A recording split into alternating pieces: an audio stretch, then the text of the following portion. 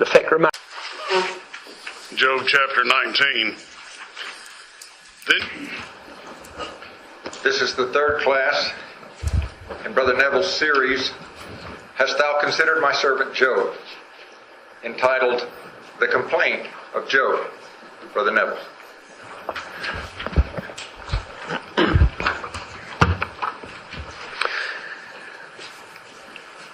Well, thanks, Brother Stan.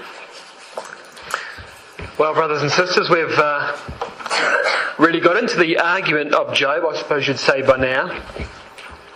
Remember, we looked at the conversation, the two major conversations between Yahweh and Satan in chapters 1 and 2. And now we've looked at the arguments of the friends themselves, how the arguments of the friends were both, in some ways, different to each other, but in many ways the same as each other.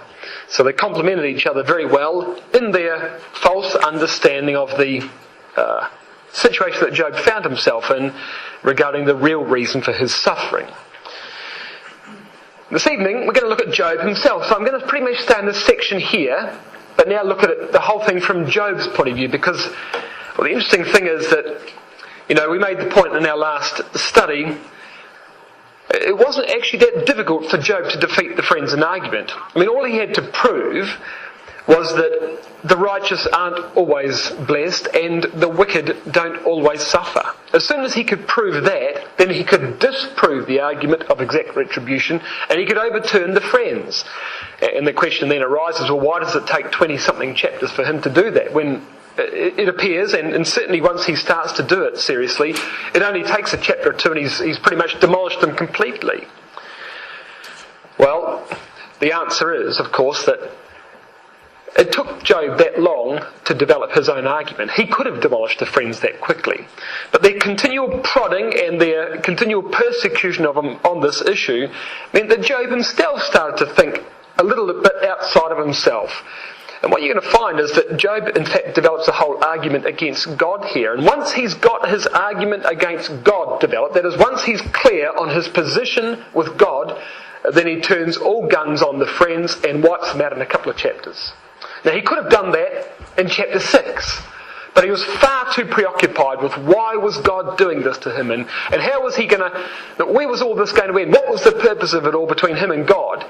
And the friend's continual prodding made him keep thinking about his own relationship with God. And once that was clear, then he just wiped out the friends in an instant. And it's remarkable to see this happen, and in fact quite dramatic by the time you get to where Job finally arrives at. So the point is that even though the friends made no real progress in their argument, and they just went round and round in circles for 20-odd chapters, or their share of them, Job made substantial progress. There is a clear progression in Job's thought throughout all of these chapters. He does not go round and round in circles like they do. Now, we just read chapter 19, and there's a remarkable thing about chapter 19. Well, there's a number of remarkable things, but I draw your attention to something here in chapter 19, in verse 23. By the time you get to chapter 19, Job has got his argument, or his relationship with God, completely squared away. He knows what the next step has to be. And you've got an example of that in verse 23 of chapter 19. He says here, "Oh, that my words were now written in a book," or now written. "Oh, that they were printed in a book, that they were graven with an iron pen and lead in the rock forever." Now, what Job's saying here is that, the first point is, "Oh, that my words were now written." He's got some answers, you see. Things have now come together in Job's mind, and he knows how he wants to confront God on the issue of his, what appears to be unjust suffering. And it's time to start putting ink on the page. That's what he says in verse 23. But then he goes to verse 24 and says, no, you want even better than that. "I want my words chiseled into rock, and the cavity of the rock filled with lead." That's what he means here in verse 24. That they were graven with an iron pen and lead in the rock forever. So chisel out the words with an iron pen and then fill the cavity with lead so that the words never ever perish. If you simply write them in a book or in a scroll here as it is in verse 23, the words might be lost. Job's complaint might be lost. He says, no, I want it immortalised. My complaint against God for what's happening to me. Never let anyone ever forget the words of Job. Well, of course, these words have been memorialised, and it didn't take a rock to do it. It is immortalised in Scripture, of course. But do you know what? I think by the end of chapter 42, if Job could have deleted anything he said, these two lines here would have been the first couple to go. By the end of chapter 42, Job will be wishing he had never said what he has said here in chapter 19. But the fact remains, you see there's a lesson here. There's an enormous lesson here, and this is one of the great lessons of the book of Job. Now we're going to begin in a moment in chapter 6, which is where Job starts his argument, which of course is his first reply to Eliphaz's first speech. But before I get there, I'm going to have to show you a few more details about the character of Job. And the reason for that is because what Job's going to say here might surprise you, and in many ways it might alarm you that anybody could say what he says. If, for example, if you or I were to say what Job gets to say here, every ecclesia in the world would call it blasphemy. There's just no question. But this is Job we're talking about, and you've got to understand just how Job is different to us in this. Now you come with me to chapter 27. You'll see here, chapter 27 is down here. These are the monologues. So chapters 27 to 31 are the chapters that Job speaks by himself to God. They're like soliloquies. Great speeches Job gives, almost like rhetorical speeches, spoken in an audience of men, but spoken to heaven, as it were, not asking for a reply, not expecting a reply, just laments or comments that he makes. And in chapter 27... Well, chapter 26, Job has answered Bildad, he's answered Bildad, so the argument with the three friends is finished by chapter 26. In chapter 27, his monologues begin. And he continues speaking, this is the point, he continues speaking even after he has defeated the friends in argument. And he gives two speeches, and you'll see them here. You see in verse 1 of chapter 27, moreover, Job continued his parable and said, and then in chapter 29, moreover, Job continued his parable and said. You see in chapters 27 and 28 are the first monologue, chapters 29 to 31 are the second monologue of Job. These two protests, these pleas, these cries of injustice that Job makes after the conclusion of a debate. And it's interesting, to notice if I put up, this is the summary of these monologues. So here's chapters 27 and 28, the first monologue. Here's chapters 29 to 31, the second monologue. And you can see the content of the information that Job runs through in these two monologues. So the first one, he summarises the debate. He denies his wickedness. He says that in fact the friends are more wicked than him. And then he talks about the fate of the wicked so the friends can see themselves in that picture. So he replies tit for tat somewhat in chapter 27. But then he says, but you know what? All these things are happening to me, and I don't know why. And if God doesn't answer my prayer in a very obvious manner, how can any of us really find out why these things happen to us? So where can man find wisdom? How can man possibly find wisdom? It's difficult to understand what God's doing. This is his point. In his second monologue, then in chapter 29, completely in chapter 29, he reflects on how things were in the past. What things were like for him in the past. Chapter 30, what things are like now. Chapter 31, his character. This is like a curriculum vitae, like a resume of Job's character in Job chapter 31. Which I might say, I don't know, how many of us could put ticks beside? This is unbeatable. The unbelievable character of this man. Well, first observation you might make about that is, look how the focus changes. So chapter 27, he focuses somewhat on his accusers, on the three friends. Chapter 28, where's the focus? On God. Chapter 29, 30, 31, where's the focus? On himself.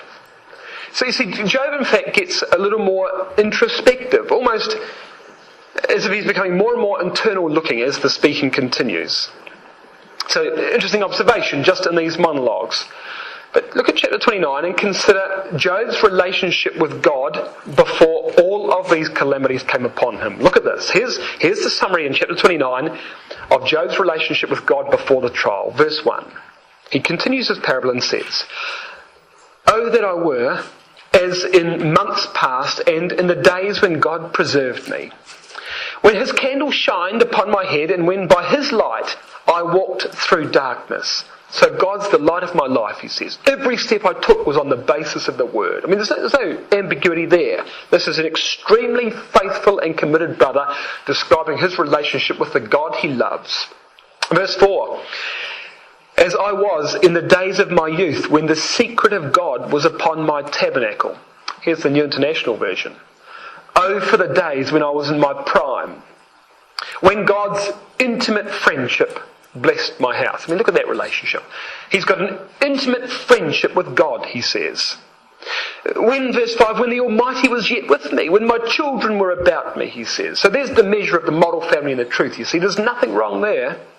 You come across the page to verse 18. I mean, chapter 29 goes on and on in this vein. Verse 18 of chapter 29, then I said, Job says, I shall die in my nest, I shall multiply my days as the sand, my root was spread out by the waters, dew lay all night upon my branch, my glory was fresh in me, and my bough was renewed in my hand. So this is the security that Job had in his own future. Like a great tree, with an enormous canopy over it, roots reaching out this way and that way. What he's saying here is he expects a long life, grandchildren, maybe great-grandchildren. The family would never wither, he says in verse 19. His honour and strength would never fade, verse 20. But when you come to chapter 30, everything's changed. Look, verse 1. But now, those that are younger than I deride me. Verse 9. And now, I'm their song. Verse 16. And now, my soul is poured out upon me. You see, everything's changed. And worst of all, verse 20, chapter 30, verse 20. I cry unto thee, God, thou dost not hear me. I stand up, and thou regardest me not. Thou art become cruel to me. With thy strong hand thou opposest thyself against me. The intimate friendship that we used to have is gone. It's been ruptured. New International Version again here. I cry out to you, O God, but you do not answer. I stand up, but you merely look at me. You turn on me ruthlessly. With the might of your hand, you attack me. I mean, this is an upset man, brothers and sisters. Yet look at what I'm like, he says. Chapter 31, verse 1. I made a covenant with my eyes. Why then should I think upon a maid? Moral purity. Like impeccable moral purity. Verse 5. If I have walked with vanity, or if my foot has hasted to defeat, let me be weighed in an even balance. Ruthless honesty all his life. Verse 9. If my heart has been deceived by a woman, if I've laid it wait by my neighbour's door, unmixed fidelity. Verse 13. If I did despise the cause of my manservant or of my maidservant when they contended with me, impeccable justice. Verse 16. If I've withheld the poor from their desire, or have caused the eyes of the widow to fail, unfailing compassion. And you can read the list. You see, here it is here. There's no idolatry whatsoever in his life, no revenge, and complete integrity in everything Job has done. I mean, he just hasn't done things wrong, like we might do them wrong. He just hasn't done the kind of sins we've done. Not that he hasn't sinned, but he's prepared to go into print before God on what his life is like. And it's not as if Job's wrestling with these problems. He just doesn't do these sins. He just doesn't think like the most of mankind thinks. Not, as I say, not just that he's tried to avoid wickedness, he just has never done these things. Now this is not legalism, brothers and sisters. This is a clean conscience before God. This is an immaculate conscience. This is the outrage that Job feels now because of the suffering he's undergoing. This is what he was like. This just is what this brother is like. Probably the greatest man, as I say, living in the world at this time. This is Job. This is the servant of God. You've got to bear that in mind. Now, you come back to chapter 6. So never forget the calibre of this man as we start to now read what, under some duress and anxiety, he now starts to say. Alright, so Eliphaz has opened the debate in chapters 4 and 5. Job's going to now have his opening words in chapter 6. Eliphaz has said that Job's got something to answer for, that there are secret sins that he's not confessing. Well, Job's very hurt by that. And in chapter 6 and verse 14 he comes back. To him, he says, Eliphaz, to him that is afflicted, pity should be showed from his friend. But he forsaketh the fear of the Almighty. What kind of friend are you, Eliphaz, he says? Anyone who doesn't show pity in a situation like this forsakes the fear of God. You carry on like that, you might have something to answer for yourself. You think, I've got something to answer. Carry on like this, the tables might turn, Eliphaz. So Job immediately goes off on the front foot, and he's angry at being treated like this by his friends. But you see, now he's begun to think about the problem. He's hurt by his friend, he's hurt by God. And as he often does in the debate, he answers the friends and then he just prays to God in the middle of a chapter, like chapter 7. In the middle of a chapter he just prays to God and then returns to answering his friends. And so you read these words in chapter 7 and verse 17. Job says, publicly to God, chapter 7 verse 17, what is man that thou shouldst magnify him, and that thou shouldst set thy heart upon him, he says. Here's the RSV. What is man that thou dost make so much of him, that thou dost set thy mind upon him, dost visit him every morning and test him every moment? You see, he's frustrated that this agony that he's going through just has no let up. And he doesn't know why and how long it's going to go. All he knows is that any time soon he's going to die. Verse 20. I have sinned. What shall I do unto thee, O thou preserver of men? Why hast thou set me as a mark against thee, so that I'm a burden to myself, he says. Now, there's a bit of a poor translation in verse 20. Listen to this from the RSV. If I sin, what do I do to thee, thou watcher of men? Or as Moffat says, O thou spy upon mankind? I mean, these are pretty strong words between a brother and his God, If I've sinned, verse 21, he says, why don't you just forgive me? Why don't you just forgive me if I've sinned? Why do I have to keep suffering like this? Because the way we're going, he says to God in verse 21, you'll kill me. You just kill me. And if I die, then when you look for me again, I won't be there. Is that what you want, God? Is that what you want, just to kill me? What about our intimate friendship? You see how upset he is? He doesn't know what he's done to deserve the suffering, and he simply warns God that God could be making a big mistake that he might regret later. Now, you might think you'd never ever say this. This is where Job's up to, though, you see. Brothers and sisters, these are the agonised words of a desperate man. It's easy for us to be critical. He's lost his wealth. He's lost his children. He's lost his servants. He's lost his health. He's sitting out there beside a fire, scratching himself, ostracised from his community, completely disfigured by disease, which is going to take his life any minute, a shadow of the man he once was. And it appears from verse 3 of this chapter that it's only been a matter of months, a short time, since all of this ordeal began. He's hardly had time to come to terms with things himself. You can see Job wrestling with this situation. Nothing seems to make sense to him. Well, Bildad replies in chapter 8, this rat-a-tat-tat of this high-powered lawyer comes in against him and no emotion, no compassion, no understanding, just blasts out this incomparable justice of God that Job should be able to understand that. If your children are dead, Job, it's because they've sinned, get over it. Oh, says Job, chapter 9, verse 2. Oh, he says, I know it is so of a truth, but how should man be just with God? I know that nobody can claim to be pure alongside God, Bildad.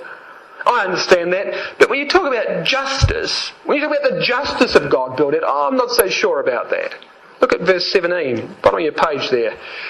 Because God breaketh me with a tempest, and multiplieth my wounds without cause. There just doesn't seem to be any reason for what's happening to me. And of course, this is the whole problem, isn't it?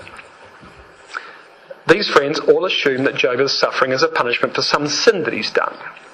But it wasn't. What was the reason for Job's suffering? It was as a result of a conversation that Job had with Satan, that God had with Satan, back in the first couple of chapters. And do you remember how the discussion went between God and Satan? That after Satan had destroyed Job's wealth and his servants and his children, that Satan appears before Yahweh again in chapter 2 verse 3. Do you remember what God said to Satan?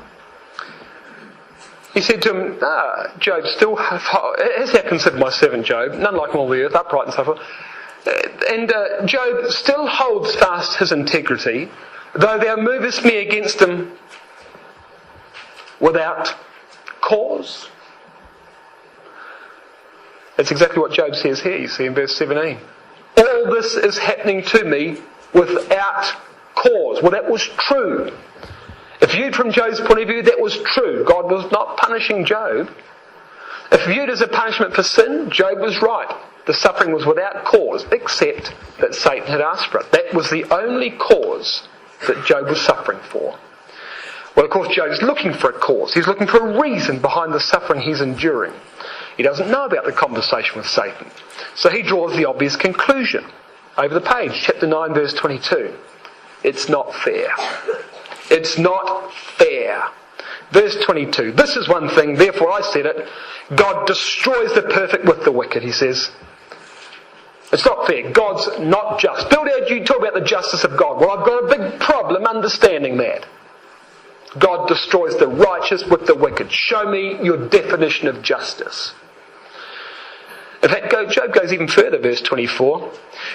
In fact, he says, the earth is given into the hand of the wicked. God covers the faces of the judges thereof. If not, where? And who is he? Blames God for all the injustice in the earth. God God doesn't stop bad things happening to good people. He doesn't stop corruption. So not only does he punish the righteous when he should be punishing the wicked, he allows wickedness to prosper. So let's talk about the justice of God, Bildad. You can see this is, you can imagine this being a pretty animated discussion. When you start putting together what these people are saying to each other and the context in which they're saying it, very heated, very emotional, very animated. But Job's determined, you see. He's very convinced about his own righteousness. He's so convinced that he'd be vindicated before God, but he knows that God's too powerful to argue with. He knows he could never stand before God and talk to God like he's talking to Bildad. Look at verse 32, chapter 9, verse 32. For God is not a man, as I am, that I should answer him, and that we should come together in judgment. You see, the problem is that God's not a man. I can't argue with God as if he were a man. He would just overwhelm me. I already know that, says Job. You see, I've got a problem here. Verse 33.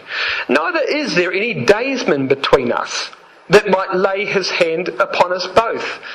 What we need is a daysman, or an arbiter, an umpire, someone that can mediate between us.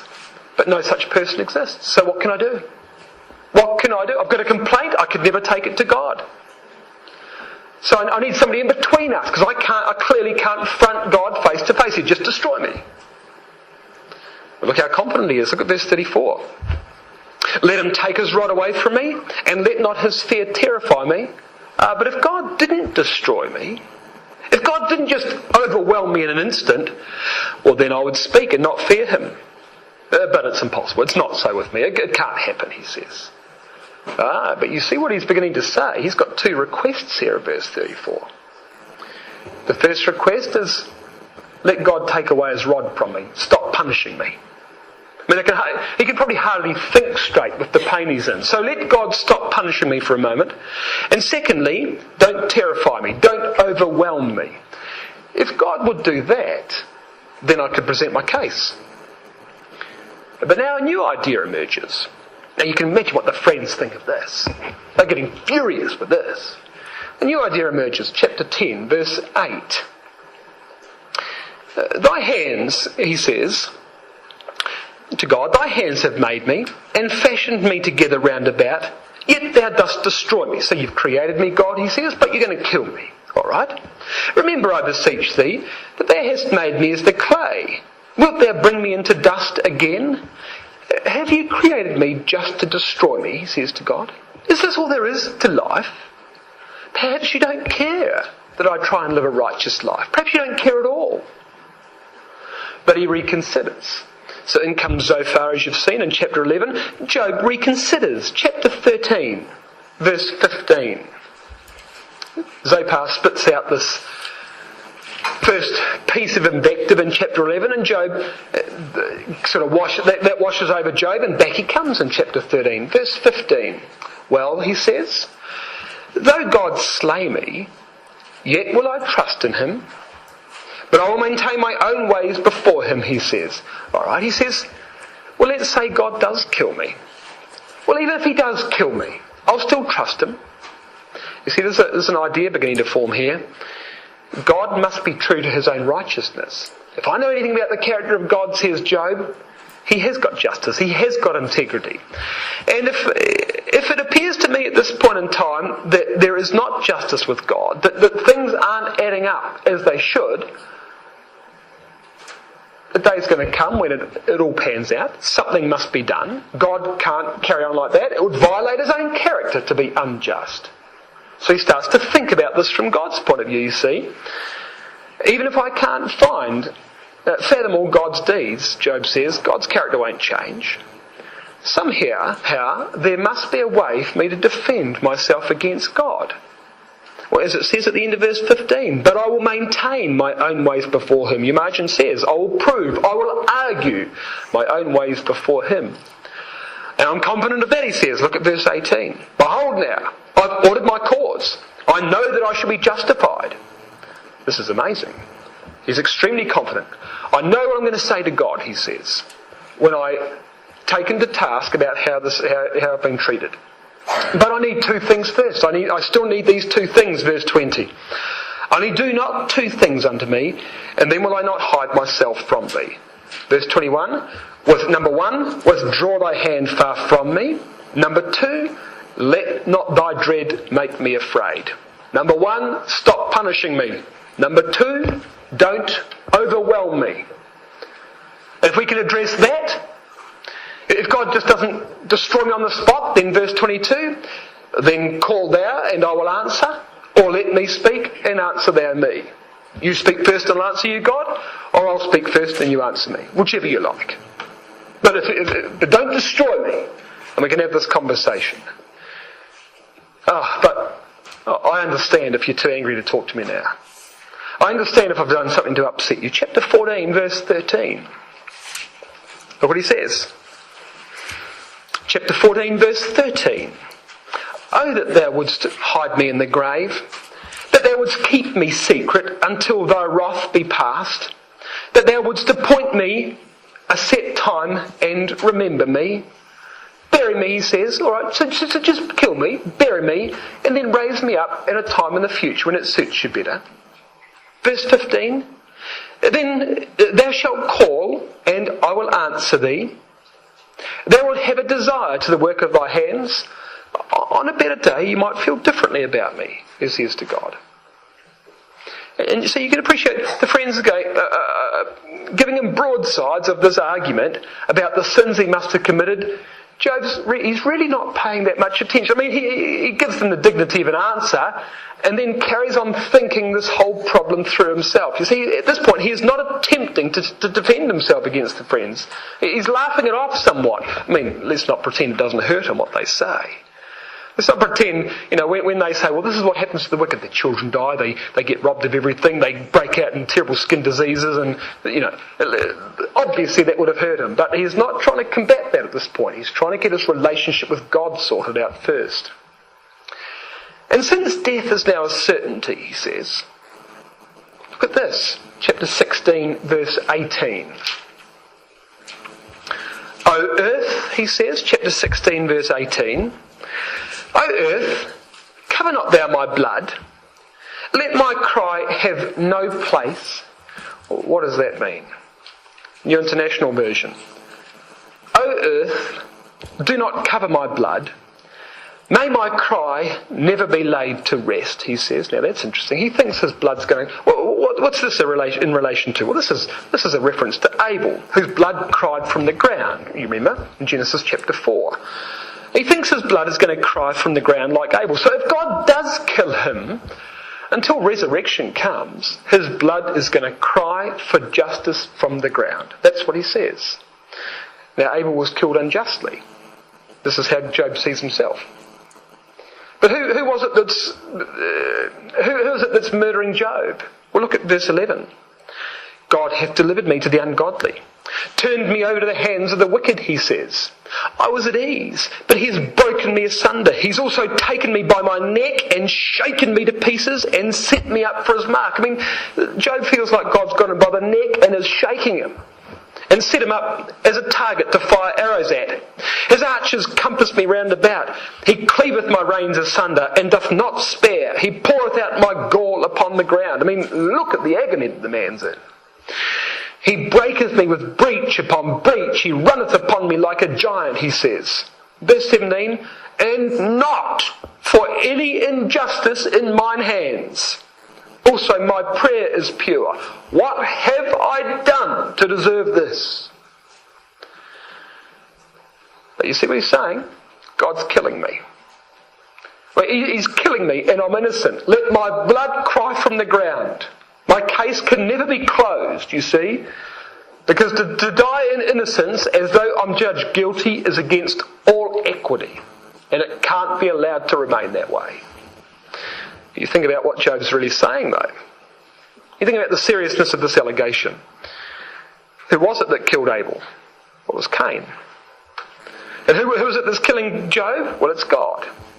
So he's paralleled God with Cain. He's saying God's doing to me exactly what Cain did to Abel. And my blood will cry no less from the ground because of that than Abel's did because of what Cain did to him. You see? So he's pretty upset. He's pretty emotional about this whole thing. But you know, the interesting thing is, you just look at how much greater God's understanding of all this is than man's. Look at verse 17. Job says, not for any injustice in my hands. Even my prayer is pure, he says. Look at what your marginal reference says by that Y, verse 17. Isaiah 53. You see, God's doing something with Job which at this point Job doesn't even understand. He is an unwilling Messiah. There's no question. It is the just suffering for the unjust. There's no question Job hasn't got there yet. He doesn't understand that yet, you see. And God's got a far, far bigger perspective on this whole issue than simply Job's suffering. Or simply Job's understanding of his own suffering, you see. Job didn't die, you know. Job thinks he's going to die here. He doesn't actually die. But there was another man that did die. And God did kill him. And he did suffer like Job. But unless he had died, the Lord I mean, Job's righteousness, so-called, would perish with him. He'd never ever see the light of day, except for that man that died. So who are we to question the wisdom of God in our lives, brothers and sisters? You look at things that happen to you, and you can't make them all that up. How do you really know what God's objective is? And you can see, we look at it from a great distance of thousands of years, and we can see where we know how it all ends up, and we can see Job in the midst of it. Job's sitting in the midst of it, and he cannot see light at the end of the tunnel. And he's a faithful man, and he's going back and forth across his own Bible, of which he knows a considerable portion, and he can't make any sense of this. But straight away in your margin, the translators are telling you, there's a bigger point here. But at this point, Job doesn't understand that, you see. And it's the same with us. We just don't know enough about the purpose of God. But of course, all this only brings us to the next problem. When Job is raised, who will be a witness to his innocence? I mean, look at verse 20. The friends are going to be of no help. Look, my friends, he says in verse 20 of chapter 16, well, they scorn me, but my eye pours out tears unto God. So he says, well, my friends will be of no help. Well, there's only one choice. I mean, who is it? I say that I'm righteous. I say that I'm pure. What corroborating evidence have I got? Well, the people are around me, but now they spit at me. My own, even the three don't trust me. Or my best friend, my family, where are they? Who will witness for me? Who will vindicate me? Who will help me defend myself against God? Verse 19, only one choice. Also, now behold, my witness is in heaven. My record is on high. God's going to have to be honest. God himself is going to have to be my witness. The RSV here He that vouches for me is on high. So that on the one hand, you see God is his enemy who's killing him, and on the other hand, God's going to have to be his witness to save him. No matter how you look at it, it forces God to argue with God. This is where Job's got to, you see. And Job is, if you like, he's fleeing from God the destroyer into the arms of God the vindicator. And the remarkable thing about this is that despite his anguish, he knows God will be true to his character and will be honest in defending him. So that even if God does kill him, even if God does punish him unjustly, Job knows that God's character can't change. Justice must prevail. And God therefore will have to defend him at the end. But he knows that justice may not come in his lifetime. Verse 22. When a few years are come, then I shall go the way whence I shall not return. I'll die. Now that's interesting though, because we didn't read it, but you might like to note in chapter 10 verse 20, Job says, are not my days few? So in chapter 10 it appears he had days to live. In chapter 16 it appears he's got years to live. Job's spirits are rising, you see. He's starting to get answers to the dilemma. He's starting to get more upbeat about this whole thing. And on that basis, we come now to chapter 19, which we read. Now, you look with me at verse 25 of chapter 19. Now, these are words that you know well, but how well you know them, brothers and sisters? Chapter 19, verse 25. For I know that my Redeemer liveth, and that he shall stand at the latter day upon the earth. And though after my skin worms destroy this body, yet in my flesh shall I see God. Look what he says. My Redeemer lives. In this context, his Redeemer is God. Because that's the witness of chapter 16, verse 19. That's who he thought his Redeemer was. But look at what Job says. Look what Job understands about the truth. He believes God will be his Redeemer because there is no mediator or friend to vouch for him. Secondly, he believes he'll be vindicated since he's suffered unjustly and he is righteous. So he believes that God's going to accept the fact that he really was righteous and he didn't deserve this punishment as he thinks it currently is. Thirdly, he knows, or he believes at least, that he won't be vindicated in this life. And so he waits for the future. Fourth, true justice requires bodily presence, and since he's going to die and his body will be destroyed completely, he expects to be resurrected. Number 5, he believes the judgment will be upon the earth. That's what it says in chapter 19 and verse 25. And number 6, he believes that he'll see his Redeemer literally. I myself will see him with my own eyes, he said. I and not another. How my heart yearns within me, says a modern translation. So this is what Job understands of the resurrection, of the judgment, of the interview before God. This is what he's put together. Quite remarkable, isn't it? So this is an enormous climax now of Job's understanding. God began as his creator. Then God was his enemy. Then God was his judge. Then God was his witness in chapter 16. Now, in chapter 19, God is his Redeemer. And Job wants a public declaration that he's righteous. That's what he wants. That these things should not have happened to him. But there's one thing you've got to understand about these verses. As I say, the verses 25 and 26 are well-known verses. Of course, they appear in the oratorio of the Messiah. What does the Messiah quote these verses to prove? Well, it quotes it to speak about the resurrection, to prove that the resurrection is going to come. But do you understand that that's actually, misquote the verses in a sense.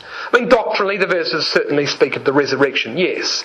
So the Messiah, I'm suggesting, quotes the verses correctly in a doctrinal sense, but incorrectly in a contextual sense. What's the reason that Job says these verses? Not because he wants resurrection, but because he wants justice, isn't it?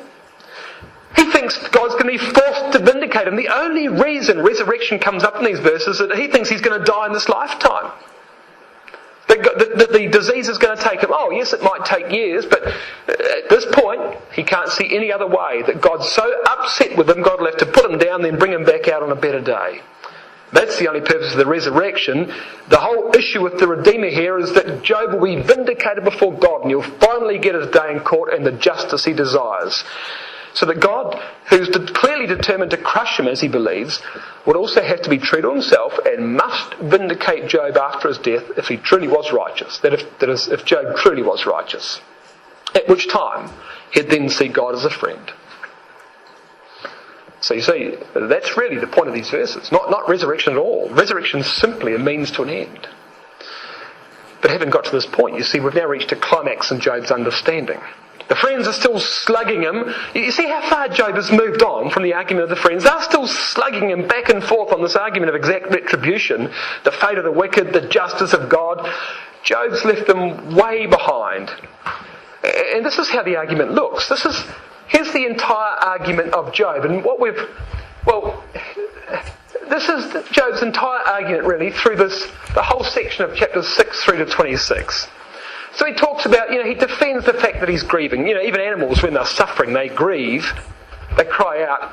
He talks about the failure and the ignorance of the friends, the false doctrine of his friends on this exact retribution question. That he's in fact innocent. He hasn't committed these sins that they have suggested he must have committed. That in fact the wicked do prosper, and therefore exact retribution is not true. God is all-powerful. Man, however, can't stand before God. So man needs an umpire. Who can explain God's treatment of man? So obviously he's going to die soon, but he still wants an audience with God. He established the basis for that audience, how that might, the two things that he needs for God to do to facilitate the audience. But obviously God intends to destroy him, so he hopes for the resurrection. His suffering, God will have to finally be the advocate that Job needs, a last cry for justice, and then the resurrection. This is the argument that Job makes. And we've got right down here now to chapter 19. In fact, there it is there. There's a little more detail on the exact... These dots here are those verses.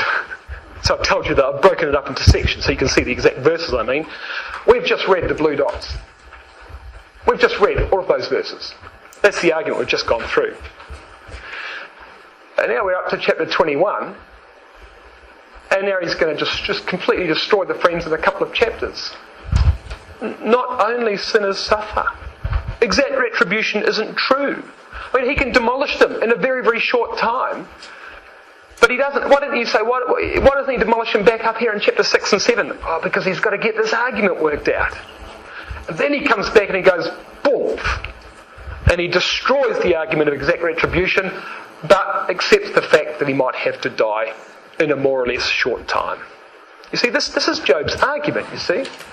And that's why it happens like this. Well, of course, as I say, we've got to chapter 19. He's got to the pinnacle, if you like, of his argument. Now he turns on the friends and he's going to have to dispatch the friends. Here he goes, chapter 21. And look, it really doesn't take very long. Chapter 21, verse 1. Job answers and says, this is after Zophar's second and final speech for Zophar. Job answered and said, hear diligently my speech, and let this be your consolations. Listen carefully to what I tell you, he says. Suffer me that I may speak, and after that I've spoken, mock on. And if what I'm going to say now doesn't convince you, it really doesn't matter to me. I've got all the answers I need. You see, Job is extremely confident in chapter 21. Verse 7. Wherefore do the wicked live, become old, yea, are mighty in power? I don't see the suffering in their lives. Their seed is established in their sight with them, their offspring before their eyes, their houses are safe from fear, neither is the rod of God upon them. The wicked are in a pretty good position. Nothing goes wrong for them. If you haven't seen this, he says in verse 29 of this chapter, if you haven't observed that, then go and ask one of the travelling men. Go and ask somebody that's going to and from the earth. Go and ask somebody who's seen a bit of life. I'll tell you it's exactly how it is. It is not true that the wicked suffer all over the place for their wickedness. It's just not true. And if that's not true, then exact retribution isn't true either. I mean, he's just dealt with this in a couple of verses. Well, chapter 23, Job's confidence is increasing. I think I gave it a tweak, sorry. Job's Job's confidence is increasing in chapter 23. He's answered his friends and now he wants to answer God. Verse 1, chapter 23. Job answered and said, "Even today is my complaint bitter. My stroke is heavier than my groaning," he says. "Oh, that I knew where I might find God, that I might come even to his seat." You know what he says? "I would order my cause before him. I'd fill my mouth with arguments. I would know the words that he would answer me and understand what he would say to me. Will he plead against me with his great power? Will he? Will he plead with me with his great power? No, he won't. He'd put strength in me." You see what he says here?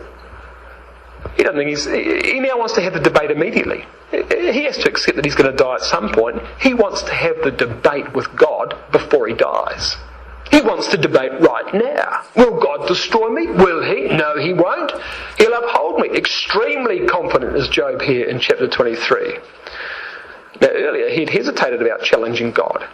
He said that a meeting with God would terrify him, would overwhelm him, that God would destroy him. He said he wanted 2 conditions. It's all gone now. Look at verse 10. Chapter 23, verse 10. He doesn't need these 2 conditions anymore. "But God knows the way that I take.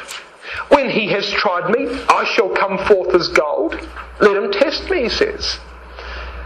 "Let him come and find me. Test me. I'll succeed. I will pass the test." But the problem is, of course, he doesn't know how to find God. He wants to have the debate. He wants to take God to task, but he can't find God. Verse 8, chapter 23, verse 8. "Behold, I go forward, but he's not there. And backward, but I cannot perceive him. On the left hand, where he doth work, but I cannot behold him. And he hides himself on the right hand, but I cannot see him," he says. I can't find God. I can't have the debate I want. That's what he says. But, it won't happen in this life anyway. Because obviously, God intends to destroy me, verse 13. "But he is in one mind, and who can turn him? And what his soul desireth, even that he doeth."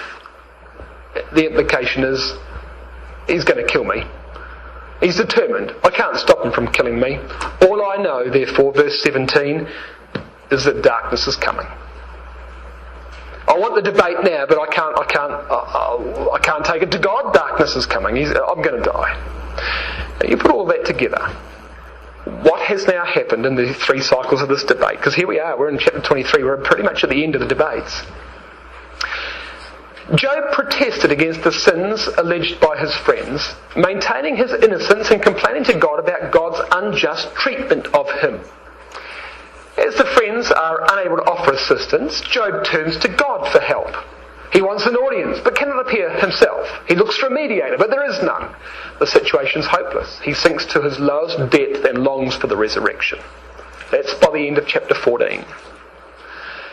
The second cycle, chapter 15 to 21, Job continues to hunt for answers. Since man is too weak to represent himself before God, God himself must represent man's case in order to achieve a fair judgment. In fact, his own character requires this. So even if Job dies now, God must resurrect him and vindicate him. Having established this, Job now turns his attention to disproving his friends' arguments. The third cycle, 22 to 26. Though he's made progress, Job now finds God incomprehensible, arbitrary, unjust, and a poor ruler of the world. He has won the debate, but is no closer to understanding the purpose of God with creation or the real reason for his suffering. So this is where Job's got to so far in this debate. So you can see, brothers and sisters, I think, the enormous progression in Job's understanding. The friends are going round and round and round in circles. They keep bludgeoning him with this exact retribution argument, and Job just takes off. And when he's finally got to a position where he thinks he can win his day in court with God, he demolishes the friends in a couple of chapters. That's why it takes so long. And this argument appears to go around in circles. It's not really going around in circles from Job's point of view, you see. Very interesting. Well, he's suffered a lot. He's lost his business, he's lost his money, he's lost his family, he's lost his health. He's been attacked by his friends. He feels like he's now been attacked by God. Satan said that Job would curse God when all of that happened, that he'd leave the truth, that he was living a righteous life only for the money. In fact, the reverse was true. When Job was tried, when he did lose everything, the one thing he would never relinquish, he says, is his own righteousness. God could take everything from him, his possessions, his wealth, his health, his family, everything. But God couldn't take away his character. He couldn't take his character. This was the greatest commodity Job owned, you see. And Satan was wrong. Satan was wrong. Not just wrong, but, Brendan, I speak with respect. Job's going to say, even if God left the truth, I wouldn't. Even if God left the truth, I wouldn't, he says. That sounds ridiculous. You want me to prove that? You come with me to chapter 27. How else would you read this? Now, I'm saying that's blasphemous for any one of us to say that. This is what Job says. Chapter 27, verse 2. This is the beginning of Job's monologues, Job's conclusion. This is the greatest strength and at the same time the greatest weakness of Job. Chapter 27, verse 2. As God liveth, who hath taken away my judgment, and the Almighty who hath vexed my soul, all the while my breath is in me, and the Spirit of God is in my nostrils, my lips shall not speak wickedness, nor my tongue utter deceit. Even if God's unrighteous, verse 2, I will not be, verse 4. You see that? New International Version, verse 2. As surely as God lives, who has denied me justice, the Almighty who has made me taste bitterness of soul, my lips will not speak wickedness. Even if God stoops to that, I never would. He can take everything, but he can't take my character, he says. And he swears an oath on that, based on the injustice of God. Have you ever heard such a thing?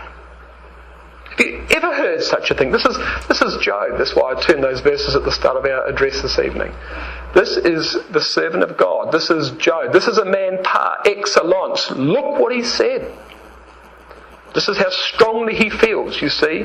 And the friends, verse 5, God forbid that I should justify you, he says. Until I die, I would not remove mine integrity from me. My righteousness I hold fast, I will not let it go. My heart shall not reproach me so long as I live. I'll never ever admit you're right to the day I die. You'll never ever convince me of sin. I just haven't done the things you've accused me of. Well, the problem is, he's defeated his friends, that's fine. But now he's condemned God. Because he can't admit the possibility of his own imperfection. The fact is that Job doesn't know everything. He doesn't know the real reason for his suffering. There's no way God can let him find out. There's no way God could possibly reveal the discussion of chapter 1 and 2. There's no way Job can be allowed to find that out. That would ruin everything. That would completely ruin the trial of Job's character. But because of that, Job assumes there's some fault with God. Well, he begins the monologues with an oath in chapter 27 here. And he ends them with a declaration of his innocence. You come to chapter 31. These are the last words of Job before Elihu starts to speak. Chapter 31, verse 35. Look at this. Oh, he says, that one would hear me. Behold, my desire is that the Almighty would answer me, and that mine adversary had written a book. What's that mean? What do you suppose Job is asking for here? Well, he wants to know what charges God's going to bring against him. He wants to know what he's done wrong. He wants to know the reason that God's punishing him, because he still believes it's a punishment that he's undergoing. He wants to hear the indictment, and he wants it written down.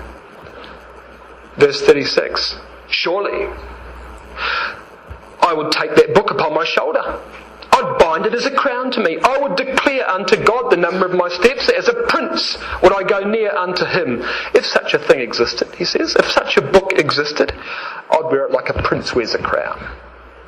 I'd wear that book as a badge of honour. Why?